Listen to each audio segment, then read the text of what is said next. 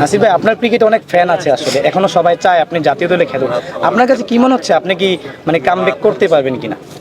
বাংলাদেশে সবই সম্ভব ভাই। এটা হচ্ছে যে মেন কথা হচ্ছে যে যদি আপনার অপরচুনিটি থাকে তাহলে অবশ্যই ন্যাশনাল টিমে আবার খেলতে পারবেন। কারণ এখন আমি ইনশাল্লাহ সামনে বিপিএল খেলব, ন্যাশনাল টিমে তো আর বললে তো হবে না, আমাকে পারফর্ম করে খেলতে হবে। সো চেষ্টা করবো পারফর্ম করে আবার ঢোকার। এই যে ভাই মিলন মেলা দেখলেন আজকে, কখনো কি ক্রিকেটারদের সাথে এরকম সেলিব্রিটিদের একটা ম্যাচ আমরা দেখতে পারবো বা কোনো টুর্নামেন্ট? জানি না ভাই, বুঝলে ভালো হবে, খারাপ হবে না। বসুন্ধরাকে নিয়ে আসলে বলার কিছু নেই, এবং ওদের কাছে আমাদের অনেক এক্সপেকটেশন আছে যে ওরা বাংলাদেশের ক্রিকেটে চাইলে অনেক কিছু দিতে পারবে। যেরকম এখন সুন্দর ইনডোর করছে, স্টেডিয়াম করতেছে, তো আশা করি যে এখান থেকে অনেক অনেক ভালো ভালো প্লেয়ার বেরোবে।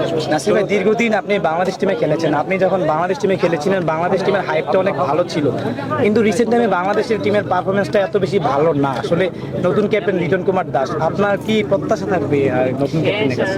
ভাই দেখেন, আমার কাছে যেটা মনে হয় সেটা হচ্ছে যে আপনি যদি ওইভাবে চিন্তা করেন, আমি বলবো যে ইন্ডিয়ায় একটা স্কুলের যে ফ্যাসিলিটিস আছে, তা আমাদের ন্যাশনাল টিমের ওই ফ্যাসিলিটিস নাই। সেই অনুযায়ী আমি বলবো বাংলাদেশ ভালো খেলে, বাট আরও ভালো খেলার অপরচুনিটি ছিল, ভালো খেলতে পারতো। বাট আশা করি সবসময় যে ভালো খেলুক এবং দেশের জন্য সুনাম বয়ে আনুক। লিটন কুমার দাস নয়া ক্যাপ্টেন টি-20 ফরম্যাটে, তাকে আসলে কি বলবেন যে দীর্ঘদিনের জন্য ক্যাপ্টেন্সি পেয়েছে, তাকে নিয়ে আপনার কি বলার আছে?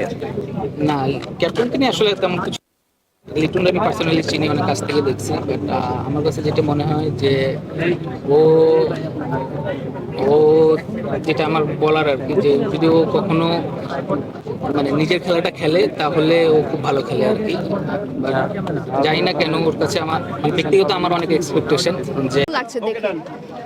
না আসলে এখানে, কারণ সেলিব্রিটি আসলে এখানে যারা খেলতেছে তারা আমার ব্রাদার, অনেকটাই চিনি এবং অনেকেই আমার ফ্রেন্ড ছিলাম। তো তাদের খেলা দেখতে আসছি, হয়তো আগে আসার কথা ছিল বাট আসিনি। অবশ্যই খুব ভালো লাগতেছে, ক্রিকেট যেহেতু আমি খেলি এবং ক্রিকেট খেলা দেখতে উপভোগ করি সবসময়, এবং অবশ্যই ভালো লাগতেছে। ই-স্পোর্টসের প্রায় প্রতিটা ম্যাচে কিন্তু সবাই বলেছে আপনার খেলা দেখতে ভালো লাগে, এগুলো শুনতে আসলে কেমন লেগেছে? মানে বুঝলাম না, আবার বলুন। ক্রিকেটে প্রতিটা ম্যাচে সেলিব্রিটিরা বলেছে আপনি ফেভারিট প্লেয়ার, বা এগুলো হচ্ছে টি-স্পোর্টে আমরা দেখছি প্রচারণা হচ্ছে, এগুলো শুনে আসলে কেমন লাগছে? এত তো তারকার পছন্দের মানুষ আপনি। না, অবশ্যই ভালো লাগে আসলে। এখন পছন্দ হয়তো বা করে, বাট মানে কি বলবো, আমি দেখি না হয়তো বা কে বলছে না বলছে, বাট অবশ্যই ভালো লাগে যখন আপনার প্রশংসা কেউ করবে। মাঠে বসে খেলা দেখলেন, তারকাদের শেষ পর্যন্ত ছিলেন আসলে ট্রফি দেওয়া পর্যন্ত, এটা কেমন লাগলো? তাদের খেলা কেমন লাগলো একটু যদি বলতেন।